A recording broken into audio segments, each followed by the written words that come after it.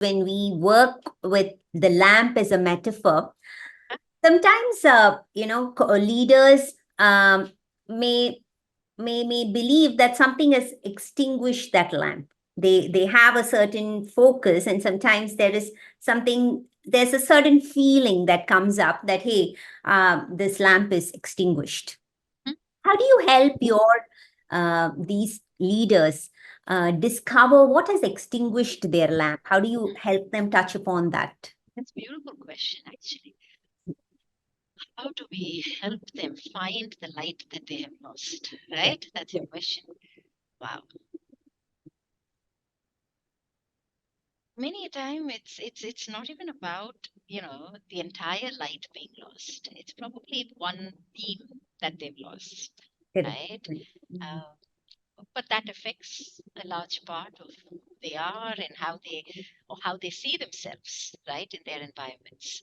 So I work with a lot of leaders who have lost their jobs, right? Mhm. And these are leaders who have only identified with their clout or their titles or the brands, in which they exist. And suddenly all of that is ripped off almost like a band-aid, right? No time given to them to even process. And they are not financially insecure because many of them are, C-suite leaders. And so that's not the case, but it's a case of, lost identity, Correct. right? And that is probably one beat, right? I wouldn't say the entire light has been snuffed out of who they are, but the way they perceive it is exactly that way, right? To them, it's like, who am I now, right? Without the title, who am I without all of this? Yeah. Yeah. And I always again believe that if anything is happening, it is not happening to us, but it is happening for us, right? And if it is happening for us, that is the compassionate curiosity that I want them to have for themselves first, to figure out, why is it happening for me, right? Is there something that I'm meant to do that is so much greater than who I am, as part of this title? Is there impact that I can amplify or expand way beyond this organization?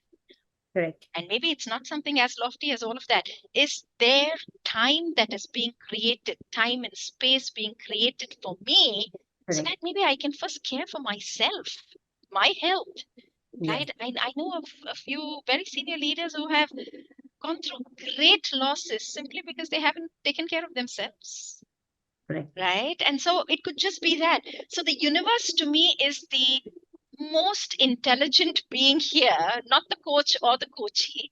And it's always giving us those answers. It's always, guiding us if only we are available and receptive to those, right? So if this is happening for you, just be curious about what next and how next. And I am here holding space for you, right? So let's go on that journey together. Mm. Yeah. So another very important metaphor that I keep reminding myself of is that I am on that rim, right, of that bowl.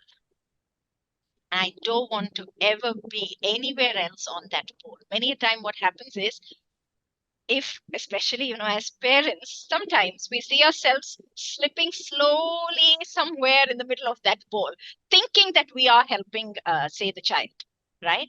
And the more we get into the middle of the bowl, we're not going to be able to hold space for the other person, right? So as a coach, for me, it is a very intentional reminder to keep myself on that, in that peripheral rim, and keep the coachee in the center of that bowl, right? So yeah, and I think by just letting them know that, either through words or otherwise, they slowly build, that rapport and that trust, and that's when those authentic conversations even have a chance of taking place.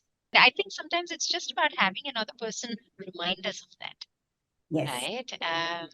And not just remind us at a surface level, oh, you're good to go, you have it in you. No, but when it comes from a deeper place of not just hearing from the other person, but also it aligning with knowing it, right?